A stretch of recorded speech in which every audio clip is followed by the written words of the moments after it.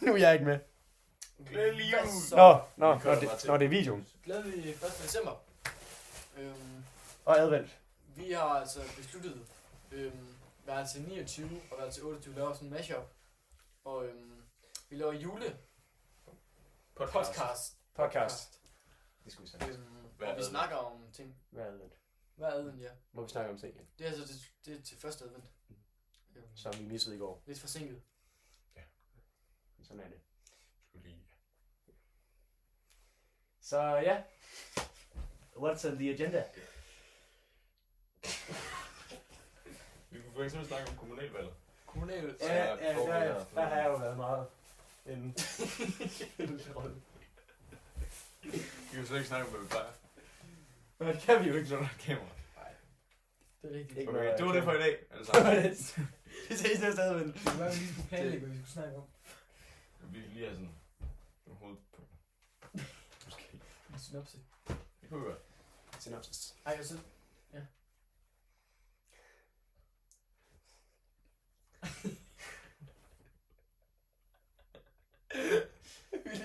Vi ligner præcis det der billede, du fandt frem med de her drenge. It's Fortnite overrated. Fuck. Vi venter fra, vi er jo ikke fuldtælling nu. Ja, vi Ja, venter der jo kommer på den specielle fjerde gæst. Specielle.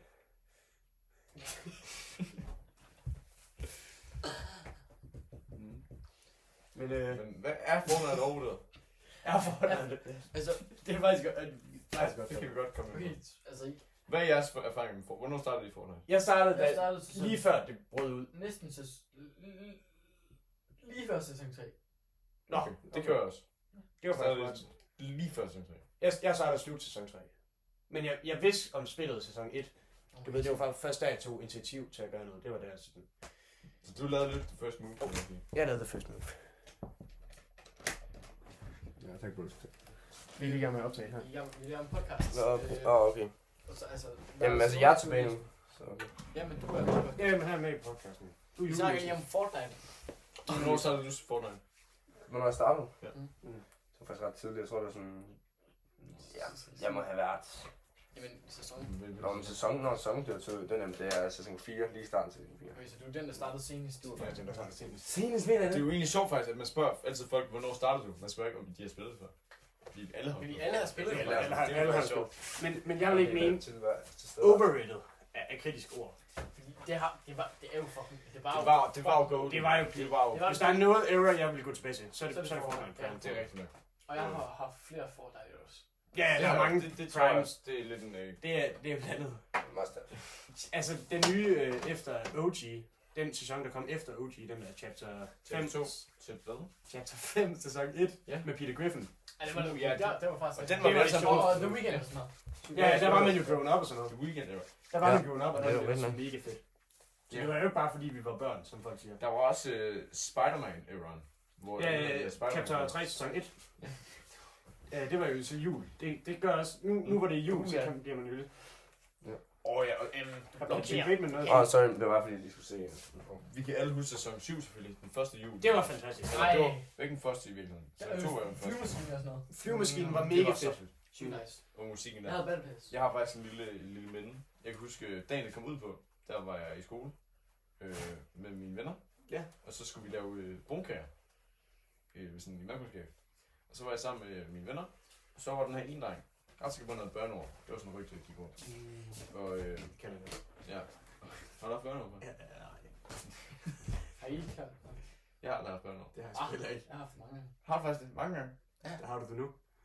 Ja. Hvordan føles det egentlig? En league Det var en mærkelig kravler. Ja. Det er sygt ubehageligt. Mener du det? Det er den, eller det, Kan du bare tage dem ud? Okay. om det er, der skal smøre sådan noget creme i dit røv. Jeg lader os godt. Hvem fik du til at gøre det? Nej, det gjorde ud. Altså, det var sådan noget, da jeg var børn. Det var børneår. Det var sådan, da jeg var børn. Jeg var barn, even det var... Jamen, det får man Det fik ikke, jeg sådan man. min mor til. Det er jo ikke så meget. Har I aldrig været i bad med jeres forældre? Nej, det har jeg ikke. Det har jeg. Da jeg var baby, så havde jeg... Ja, okay. Ja, da jeg var sådan... Men ikke 4.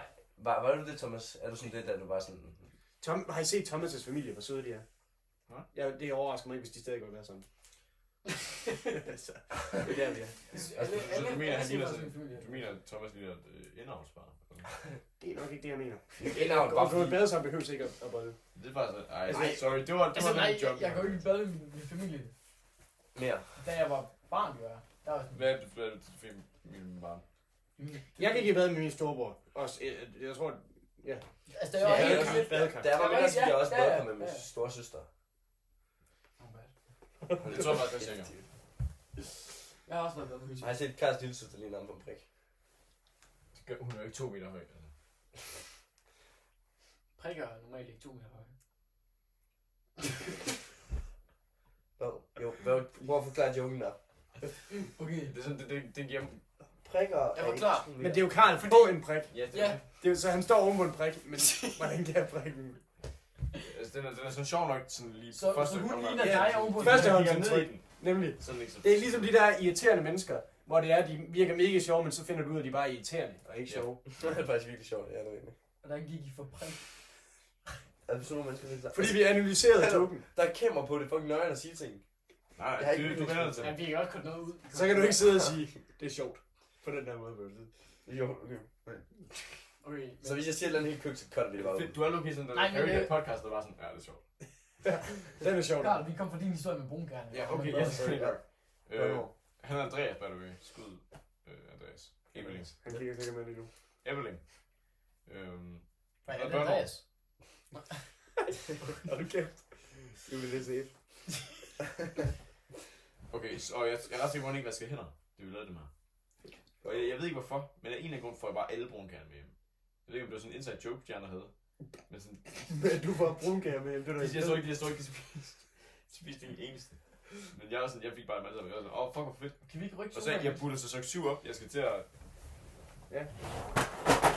Nej. Jo, alle julekilder. Og jeg skal til at begynde at spille, og så sidder jeg bare og spiser. Og så efter sådan, jeg har spist sådan 5 eller sådan noget, og jeg sådan gør det in the game, jeg så spiller med min ven, så kan jeg godt mærke, så begynder det langsomt at sådan, hvad er det her? Og så flyder det bare ud af mig, det hele. Brækker du dig? Jeg brækker Øh. over sæson Men 7. brunkærne er overrated, jeg havde. Ej, ikke Gør du udover det? til sæson Nej, 7. det Jeg føler hader jeg. brunkærne. Udover sæson 7 er også vildt. Ej, det er sådan Sæson 10 kan du ikke brække. Du kan ikke sidde og spille, og så brække dig i sæson 7. Var det sådan her? Var det sådan, du gjorde det? Eller var det sådan noget, du har... Det Ja, er jeg nåede selvfølgelig at gå ud til toilettet og Nå, snakke okay. med dig. Okay, Nå, for dem. så er ingen skadestil. Nej, men jeg Altså, brækker du dig ikke ud over sæson 7, vil jeg ikke mene. Det var nok lidt mere ved siden af sæson 7. Og det er rigtig nærmest sæson 7. Ej, vi egentlig... 6-7. Bro, jeg skulle lige så få et grineflip der, bro, men så... Så canceler jeg. Ja, det skal jeg altid lige. Du har vist lige quick til at vente, altså. Nej. Du må bare klippe om det der. Jeg klipper mig ikke på. Jeg kender jeg ikke. Jeg må lige få sådan en... Oink. Okay. Var jeg sådan sygt bange for at spille sådan en solo? Ja, Ja. nej, og det er ikke engang noget, jeg var bange. Sådan straight up bange, jeg sad og rystede. Jeg er ikke bange, men sådan... Jeg var bare sådan... Helt ærligt, jeg var aldrig bange. Jeg var mere bange for at spille duels, fordi jeg var bange for, at der er en eller anden mimik, der begynder sådan leak min lokation. Dræber ind i min familie lige pludselig. Åh ja. Det er sygt nej. Ej, jeg var bare bange for at snakke med folk, og det er jeg faktisk stadigvæk. Jeg kan ikke spille online-spil. Ah, men det er noget hyggeligt. Det, jeg spiller, hvis jeg sådan... Jeg har jo også, har I ikke også spillet Valorant på et tidspunkt? Ja, altså fedt. Jeg spillede i close beta, faktisk. Jeg var alle de der Eagles, vist. Jamen det er jo sygt sjovt at sidde og Sygt trolle sjovt. folk. Ja. Sådan, hej. Men jeg ved det ikke, fordi... Fucking troll at sige det. Hej.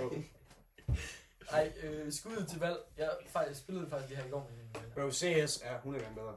Valg det, det Det er to forskellige ting. Men det er to Det er den forskellige samme ting. ting, men det er to forskellige ting. Ja, men jeg Bro, kan bedre nej, lide fordi Overwatch, sådan Gunners det er Valorant. Rigtige mænd, det er CS. Ja. Right? Ja, Men det er faktisk sygt cool-agtigt at sige. Ja, jeg siger, jeg spiller også Valorant. Right. Ej, skal vi lave en 5-stack, gutter? Det kunne faktisk godt. En hvad Vi kan for? Skal vi spille. lave sådan en kummihold, så kan vi spille til tournaments og sådan noget? Ja, det kunne faktisk godt. Men Per har så hvilket meget spil... til coaches. Ja, Fem. hvilket spil er det så? Det er CS, ikke også? Det er nemmere at forstå. Nå, alt, ja, det kunne vi også. Nej, valg. Bro, valg, det er bare så meget sværere at sådan Men forstå. forstår vi Ja, det? så skal alle have sådan sin karakter. Jeg har ikke spillet det i 4 år. Jeg spillede det i en uge, dengang jeg spillede det med min Oj, storebror. skam. Den går ikke ud, den går ikke ud. Nej, men jeg strikker lige. Men jeg kan så sige, altså hvad er jeres højeste rank så? Det kan vi lige I sige. hvad? I hvad? Det kan jeg ikke huske. Jeg tror, jeg er oppe i plat. Jeg siger, jeg spillede det ikke overhovedet. Jeg kan ikke huske det. Nu er det. Guld 3, tror jeg. Og så er Karl bedre end dig. Han er bedre end dig, han virker ikke så god nok. Nej, han er ikke så god. Han er ikke så god. Hvad har jeg sagt? Okay. Men hvad med jeg? Vi skal spille fald. Helt klart, fordi... Altså, hvad fanden mener du? Det er hvad sjovt. det Det betyder ikke, at jeg er god bare fordi Men se, altså Det var meget sjovt. det værste. Det var det Guld værste. 3, du skulle da også godt. Den. Jo, det er det. Hvordan er det? Er det ligesom Rocket League? Ja, jeg skulle lige sige, at det står på Rocket League. Vi spiller noget Rocket, så. Okay, Ej, det er i ikke Rocket klart. League, der var jeg så champ. Kan jeg sige. Det er meget flot. Det kunne jeg lukke godt. Jeg kunne lukke godt se dig som en god Rocket League-spiller. Men Jeg var Diamond. Så. jeg fik også hjælp af min gode ven. Men også selv lidt, ja. Ja. Altså det var i 2 Jeg gjorde det hele selv. 2v2 var også meget nemmere end 2-2. Ja, min makker Sofus, han hjælper os en del. min marker Tive, skud til Tive Vester. Skud til Sofus. Selvfølgelig min duemarker Axe Edits on the clock. Det var dig, Karl. Skud til Philip, vi spillede meget Fortnite til 2 Realistic. Vi var derovre. Sander Og skud, og vent lidt, Sander Agger. skud til Aslan Valorant. Følg ham lige på TikTok, han er ganske ting. Ja, Jeg skud er til glad alle, for, jeg at har spillet Sander Fortnite. the Grotto. Telltale Zone med. Skud til både Aslan Valorant og skud til Pade Valorant. Og skud, jeg havde faktisk mange på det der e-sportshold. Skud til jer. I kommer langt. Er I klip fra mig lige nu, eller? Og vi skal lige farme til sådan nogle clips, som vi kan poste. Ja, gutter, lav lige en syg post. Kan vi tænde den lampe lidt ned, så Jo. den ikke skinner? Ah, hvad er det der, jeg er 10 på? Kan du bare stille dig hello? Jeg lukker ikke, fordi jeg smadrer.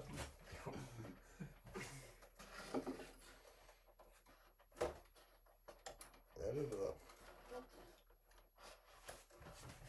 Kan du sætte sådan helt ned?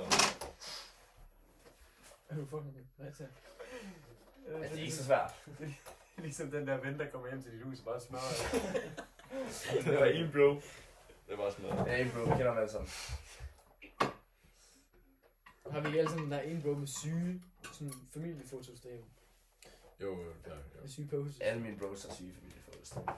Skud til Frode Du er faktisk den ene bro, der er syg familiefotos. Nej, det er du. Ej, det er er virkelig ikke til. Ej, jeg har Han er- virkelig... han er Ja, syg. Magne, han har nogle fjollet. Han har nogle fjollet familiefotos, det kan jeg bare mærke. Men han har nogle syge selfies, han har sådan post på Facebook og sådan. Nej, har I set hans modelbilleder? Det må jeg måske ikke lige. Det må jeg måske ikke. Ja, jeg har set. Har modelbilleder. Ja, han er model. Og han er Magne villig til at model. lave, han er villig til at lave undertøjs. Det er vildt til. Model også. Ja. Syg. Det står der på den der modelside. Er det noget, han selv har vist jer, eller noget, I har fået? Det er noget, han har vist. Johanna har vist bare til alle mulige andre. Og han har ikke fået lov. Så ja. Den kan du gå. Nå. Men altså, Men er Fortnite overrated? nej. Ej, ja, det vil jeg virkelig ikke mene. Det vil jeg virkelig ikke mene. Jeg synes... Folk hater jo kun på det, fordi de er sådan, ej, det er kun sådan børnespil. Ja. Det er jo godt. Det er jo godt. Det var jo i hvert fald, Det var jo jo i hvert fald. Altså, når man har haft en karriere, som Fortnite har, så synes jeg, det vil være så respektløst Ja. og diskriminerende at sige, at det var overrated. Okay. Det var det jo kraftigt med. Ja, nemlig, fordi hvad spiller bedre? Det er det. Grand Theft Auto 5 er et bedre spil, vil jeg mene. Men det havde overhovedet ikke det samme run. overhovedet Nej, ikke så, det er så underholdende. Ja. Overhovedet. Ja, nej, okay, prøv lige at kigge på det på den her måde. Hvad er sjovest? Det er fordi Fortnite havde mange flere spillere jo, der gjorde det sjovere. Grand Theft Auto, det er et godt spil, men det er sådan et... Der var ikke så meget hype om det. Nej, men altså, du sammenligner en appelsin og et æble. Det kan du ikke gøre. Ja. Og så helt over i den anden ende, der har du et kiwi, som så er Minecraft. Det er Ja, det- helt det- forskellige ting, du ikke kan De er alle sammenligne. sammen tre fucking gode spil, de er ikke inden for samme kategori. Du kan måske sige, Fortnite Men så er synes bedre jeg, end CS. men så synes jeg heller ikke, at jeg kunne sige, at Fortnite er overrated. Så synes jeg ikke, du kan spørge om det, fordi hvad har du så at sammenligne med? Du, Hvad var det overrated i forhold til? multiplayer-spil. Altså Grand Theft Auto, okay, my bad. Okay. Nej, de er jo følger bare Okay. okay i forhold til sig selv. Du Project Playtime. Shooters, hvad siger du? Hvad sagde du lige?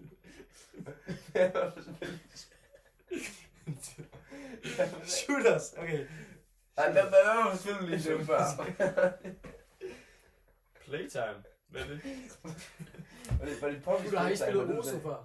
Oso. Oso? Ja, Jeg har kender meget det godt, kort. Jeg har ikke spillet det. Oso. Altså ikke Har du opgaven. spillet det? Det var afleveringen. Ja, jeg har en ven, der var crack til det. Men jeg synes faktisk, det var lukket sjovt nok. Ja, men Hvor det er meget jo der sådan, er Geometry Dash bare en anden version? bare med sådan en hentai i baggrunden. Ja, det siger det. Oso. Osu. Osu. Jeg skal lukke ind til det. Nej, det var... Jeg synes, du skulle tabe på det rigtige tidspunkt. Ja. Det var faktisk virkelig Det er jeg svært. god til. Kan du være sådan en syg aim-trainer? Har Og har egentlig spillet det der, hvad hedder det der? Aimlabs. Aimlabs. Ja. Ja, ja.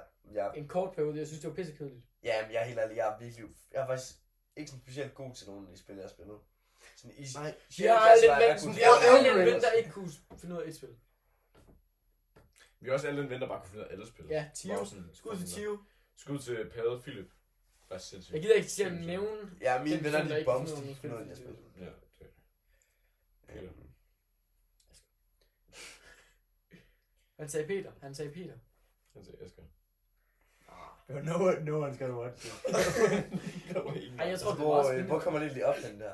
Det er sådan, Det er på jeg skal Spotify, iTunes og... Nå. Spotify, iTunes. Vi skal jo have video på. Ja, ja. Det er Hvad med? Jeg synes, vi skal have YouTube, så... Vi kan også lave video. Ej, kan vi ikke bare uploade hele den der samtale til I har YouTube? Instagram. Der er vi Lad læst. os bare live. Uncut Ja, det er- raw version. Altså, Vi laver en Vi lille- sidder jo og snakker om vores karriere lige nu. Vi kan selv også egen version af efterskolen. Ej, prøv at se, når vi alle sammen bliver fucking kendt, så bliver Send den til det her. Vi er ikke kendt ud af det. Nej, når vi gør det, så bliver det sådan rare footage. Nå ja. Det kan være, vi kan putte mig og Calvin sang i baggrunden. Ja, det kunne jeg også godt Ja. prøve. Det kunne ske. Enig. Men børneår er lukke underrated. Er det det? Er det fedt? Jamen, jeg Nej, kan fordi, prøve det faktisk. nej, fordi Jeg kan prøve det. hvis man er den der type, der kan få orgasme i røvhullet, så vil jeg ikke...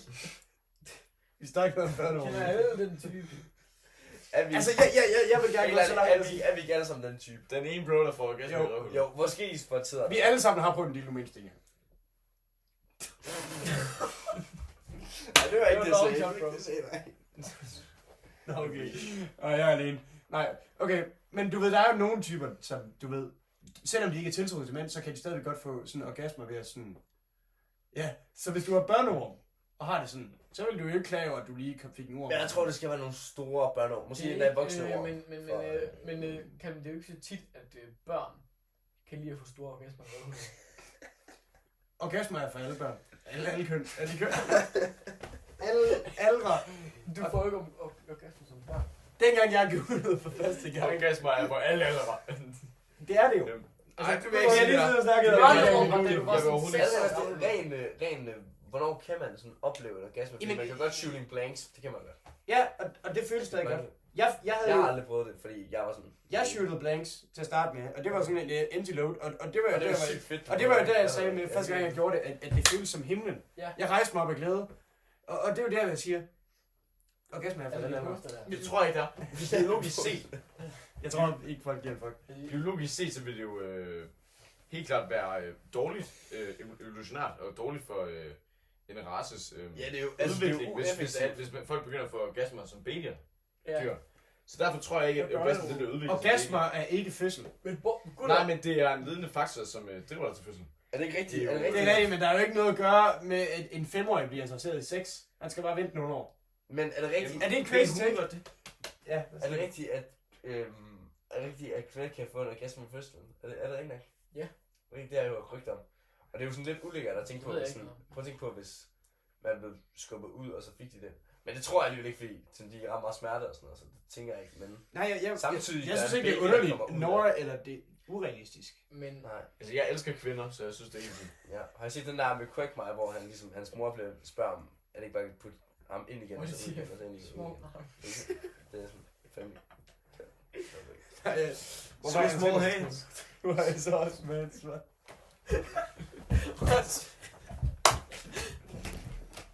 Hvor skal det? Ej, men Nej, børneår er klip ikke bare rart. mig. Børneår er ikke rart. Det er kildet på sådan en virkelig ubehagelig måde. Jeg ved faktisk ikke, jeg tror jeg har haft det, men jeg kan ikke huske det. Jeg ved det ikke helt. Okay. Ja. Ja. Mm. Så det ved Det jeg er faktisk, det er jo sjovt. Er det sjovt at have? Nå, men Jeg vil ikke sige, det er sjovt. Din mor skal sådan smøre creme i røvhullet. Det er meget koldt, Men så kan det jo gå nogle gange. når man ikke føler på. der ser du i hovedet. Ej, Det kan røvhullet. godt gå. Ja. Kan det godt gå, at det sådan kravler op ud af munden? Sådan lever og lort. Okay, Skulle lige have noget vand selv. Simpelthen ikke snakke. Nej, det var godt. Det var godt for julenæsen. Nå. Okay, så kan vi fortsætte. Og kom her. Børnerum igen, faktisk. Ej, vi er ikke mere børn over. Det er en stil, vi har vendt mange gange. Altså, Kan vi ikke... nej, jeg synes, måske kunne vi faktisk bringe noget drama, faktisk. Hvad nu, hvis vi snakkede om noget, folk gad at høre om? Hvad nu, hvis... We reinvented the brand. Hvad for brand? Gossip-nisserne. Okay, det kan vi godt. Okay, men jeg ved ikke, hvor min næste uge Hvem er gossip? Skal vi bare sådan fortælle nyheder sådan? Ja. Sådan, okay, de her to, de har lige fået. De tager to. Ja. Ej, er det fedt egentlig? Nej, det ender lidt galt, føler Det jeg. tror jeg også, det gør. Men hvis du gør det på en polite måde, vil jeg ikke mene. Men har I ikke lyst til, at I bare offrer jer, og så bare sådan snakke om sådan... Hvad der sker for i vores liv? I jeres liv og jeres... jeg er fandme næste uge. Fordi det vil folk virkelig gerne se, tror jeg. Okay, ja, det kunne vi godt sige. Og jeg er også lidt unbiased. Jeg er lidt ham, der fyren, der sidder i sofaen sådan, aha, det er sjovt. Du er sådan eksperten, der sidder sådan, den fact der, ja. Men det kan vi Du har godt. prøvet det der. Men jeg har ikke så meget at sige dog. Ej, det er fedt, når jeg glemmer det. Hvorfor makker jeg på det her? Vil du lys i ansigtet? Du kan ikke sige det der selv, bro. Okay. Skal vi have en thumbnail?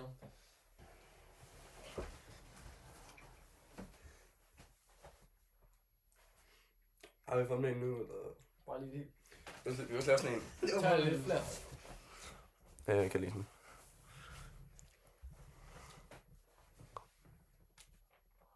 Ej, den er god, den er. That's the one. That's the one. Det er det her postet. Det er godt, jeg postede det ud til det.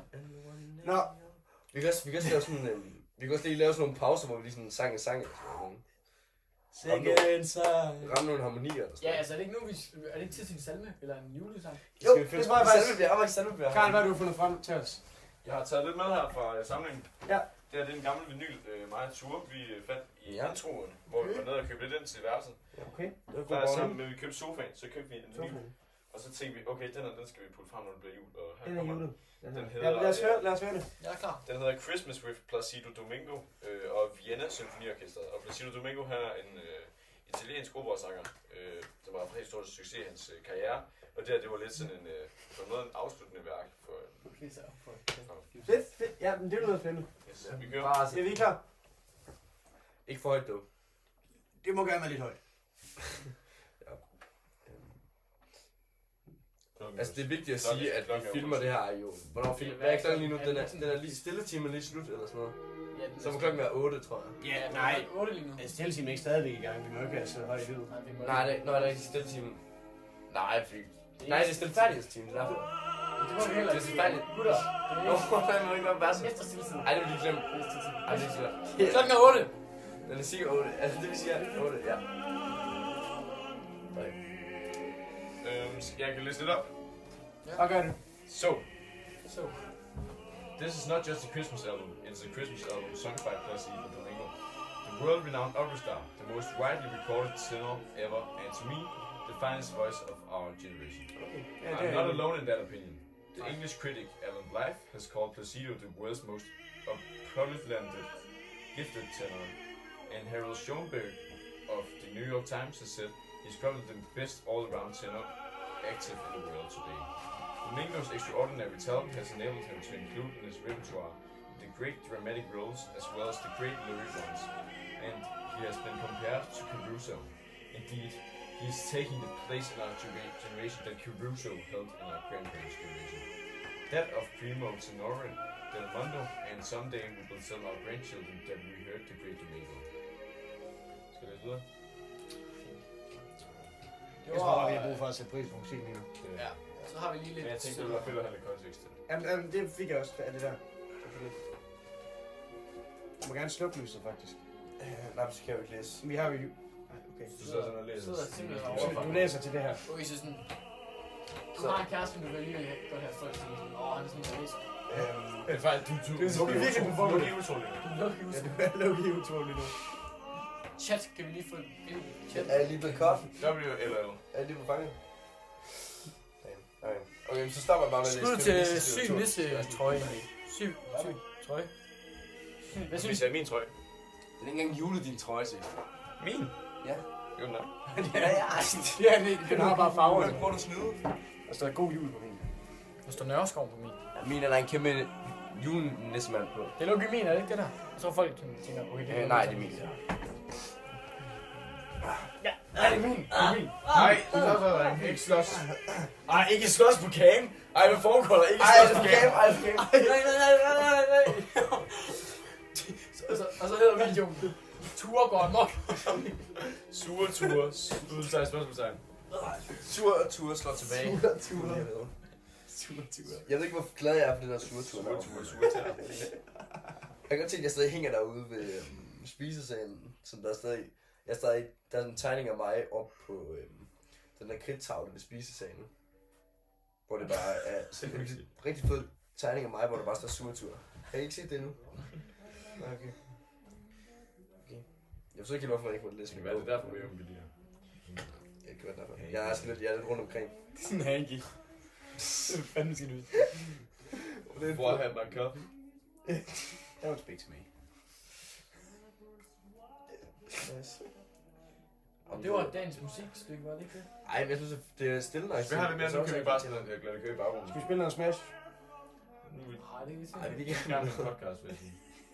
Ja, altså. Er det for sent? Jamen, efter podcasten, tænker jeg godt. Ja, efter okay. Har vi egentlig mere på agendaen, eller mere, vi har lyst til at snakke om? Jeg synes, hvis vi skal snakke om det, så skal det være noget, hvor folk tænker, at det her, det vil jeg faktisk gerne høre. Ægte kød Okay. på. Nej, Så lad os snakke om jul. Jeg synes, jul der begynder at falde lidt af på det. Det synes jeg, det har været i de sidste 5 år. Men det var nu ikke lige det, jeg mente, vi skulle snakke om. Ej, sidste jul var nu meget hyggeligt, vil jeg sige. Ja, de er hyggelige, men Ja, det var det er jo, altså, de var jo ikke Det plejede at være så 8 magisk. år gamle. Det plejede at være så magisk. Ej, der var sygt meget sne i Rigskov, det ved jeg ikke, der hvor I bor. Det er fordi, at Rigskov er ret rigt. Ja, det er derfor, de har råd til sne. Er det sådan, det virker? Det tror jeg. Jo, vi har ingen sne. Så alle fra Hjortøj vil gerne til Rigskov. Altså, Har du nogensinde hørt om Lars Short, så? Ja, det har jeg faktisk. Jeg mødte ham en gang nede i, hvad hedder det? VRI. Ja, så spurgte mig og min søster om, som var ikke til det sted. Det er sygt fedt. ja, Det var lov, der I lige fik lidt der. Er der hjorte i Danmark? Det er der der. gjort. Det er der faktisk. Det er Der var ikke- jeg har ikke engang Jeg har set Se ret det. mange ude i mit sovehus, det går sådan rundt. Har du set 3 dyr, 2 døgn? Nej, 2 hold, 1 døgn. 3 dyr, 2 år lidt der. Sebastian Klein. Nogen har set det? Jeg har set meget Special Klein, men jeg tror ikke, de har set den der. 3 dyr, Det lyder 2 som hold. du finder på det. Nu er det der, hvor der er børn. dårligt show. Nej, så er det ikke. Det der, okay, det skal jeg lige forklare her. De har 3 dyr, og så har de 2 hold. Så er det et døgn. Og så har de 1 døgn til at finde dyr, du ved. Så bliver de sendt ud, I skal finde Ja, en koala. Og så, bum. Ikke også? Der har de fundet en hjort i Danmark. Okay, men er de ikke kæmpe store? De er- Det er elge, er det ikke elge, du Mus. tænker på? Det gør det, findes det i Elge, Danmark? de er 2 meter høje. Hjorte, de er ret små. Hjorte, de er jo store, men det er ikke sådan Ej, monster store. det kommer an på, hvilken slags vi ser. Hvis det er en kronhjort.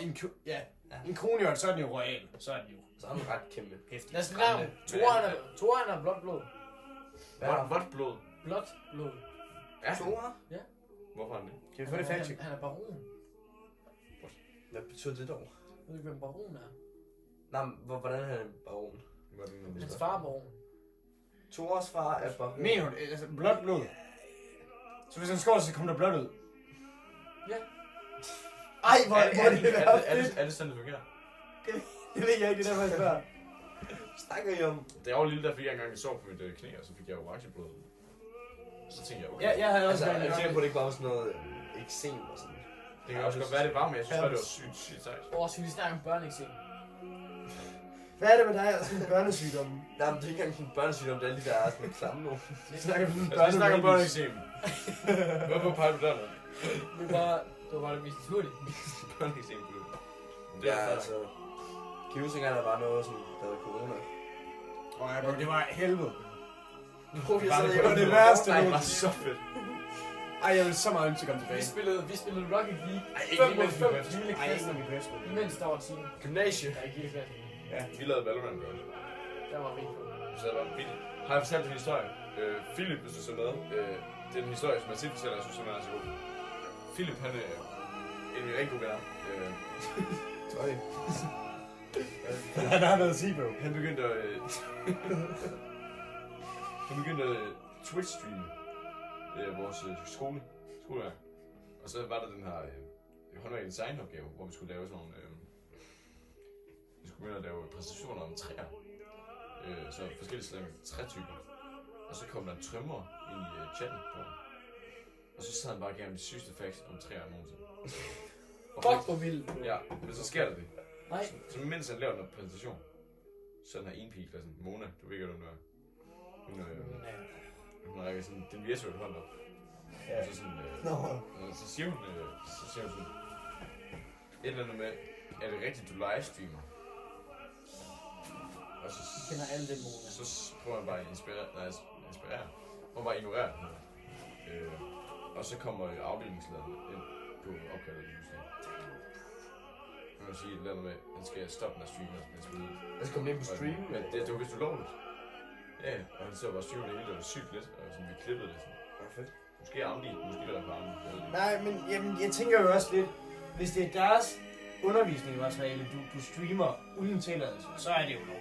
Og der er en masse mennesker, der ikke har sagt ja til at blive streamet. Det er jo det. Også det. Og jeg synes også, det er lukkigt fucked up. Men så igen. Men det var jo sjovt nok. Ja, og der er jo ikke nogen Det skade er ligesom hvis Mona sad bagved os, og vi sad og streamede lige nu. Det er jo det. Men det Okay, gør hun ikke. men kan I huske den der video, som julen på bussen? Hvad er den video? Jamen, den der video af mig der. Nå, det kan jeg ikke huske. Han har ikke set. Du har set den. Hvad for... Hvor jeg siger julen på bussen. Åbner min mic, mens min lærer er i gang med Nej, i gang med at fucking lære noget, og så åbner jeg mikken og siger sådan, julen i bussen. Og så, eller sådan, synger jeg. Og så min bedste ven, Ager, så er sådan stille i 5 sekunder. Lærer hun giver sådan, what? Og så min bedste ven, Ager, han var sådan, drejer rundt. Jeg har ikke set den. Det tror jeg ikke, du kiggede. Jeg tror ikke, det var der den dag. Nå, jeg synes, jeg tænker, at vi takker den af. er du mere på pladen? Nu, vi har ikke rigtig snakket om noget interessant. Nej, der er lige en sang. Fucking spille Smash nu, jeg er ved at dø. Så. Vi Vi snakker ikke om noget interessant for fanden der. kan godt snakke om... Kan vi snakke om den politiske og økonomiske stat i verden? Kan vi faktisk godt. Bro! Okay, hvad så betyder Men det er jo, altså, det er jo rigtigt nok. Jeg føler, økonomien, vi er ved at komme til et stadie, hvor jeg i hvert fald føler som en person, at jeg føler ikke penge, det er så stor betydning. Jeg synes Jeg ikke, føler det er et lidt lige problem. nu, hvis jeg vandt 1 million kroner, så ville det faktisk ikke gøre sådan en kæmpe stor Jeg giver også penge ud til mine venner, altså jeg gav 10.000 til mine venner. Ja, altså, jeg ved ikke, jeg lægger ikke mærke til det, fordi jeg har nok på en bankkonto. Så Ja, nemlig. det var det. Men jeg tror også, hvis jeg ville vinde så mange biler, så havde jeg bare ville give til begørende. Altså, jeg har også nogle venner, jeg sender faste beløb til. For eksempel sådan Vera, og andre også. Amelie. Ja. Ja, okay, nu ja, okay, nu. Ja, okay. Det er fordi penge er ikke et problem, så jeg kan lige så godt sende lidt til den. Nemlig. Jamen, jeg donerer også til kvinder og sådan noget, og bind. Det er jo det. Og det er jo mærkeligt, at det materiale skal fylde så meget i en verden som denne. Og jeg synes bare, vi skal sætte lidt mere pris på vores bånd, vi har med hinanden. Altså, jeg synes, nu vi snakker om bind, eller bånd, altså jeg synes, bind skal ikke bare være gratis, men du skal få penge for bind. Ja, fordi du kommer jo til at ligesom skulle have den Du der... giver jo noget af dig selv. Jeg synes ikke kun bind skal være, jeg synes alt skal være gratis for kvinder. Og så siger man, at man kan resell dem. At når du har brugt et bind, så kan du resell dem. Og så er der nok nogen, der vil købe dem. Det er jo rent nok, Så faktisk. for eksempel, altså, det ved jeg ikke. Gamle Ole. Hvad er det nu, Sabrina Carpenter, hvis hun brugte det? Så tror jeg nok, der er nogen. Jeg tror det nok, Karl han vil købe dem. Hvad? Okay. Nå, Nej. så ikke. Og prøv at sidde præcis som vi gjorde før, turen sagde det til. Har det ikke nogen? Ja, nej, ja. Fedt. Og okay, fedt kan den. Jamen, jeg ved det ikke, jeg synes, man skal... Altså, feminismen synes jeg er vildt fedt og sådan noget. Men jeg vil sige, at verden går ind i hårde tider. Ja. Så har du ikke hørt om den kolde krig.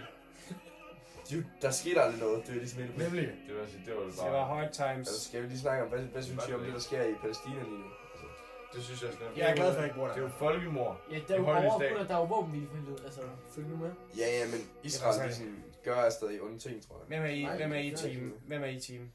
Hvem er du team? Der er jo ikke, man kan jo ikke have et team. Jo. De er jo Altså, begge jeg er med gjort de deres civile mennesker af hver stat. Ja. Og så mod staten. Og kvinderne også. Og kvinderne, ja. Men de er også civile. Nogle af dem der. Det er fisk, de får Uanset hvad, så er jeg med kvinderne også. Jeg vil sige, jeg er med OB, og jeg er med Danmark. Ja.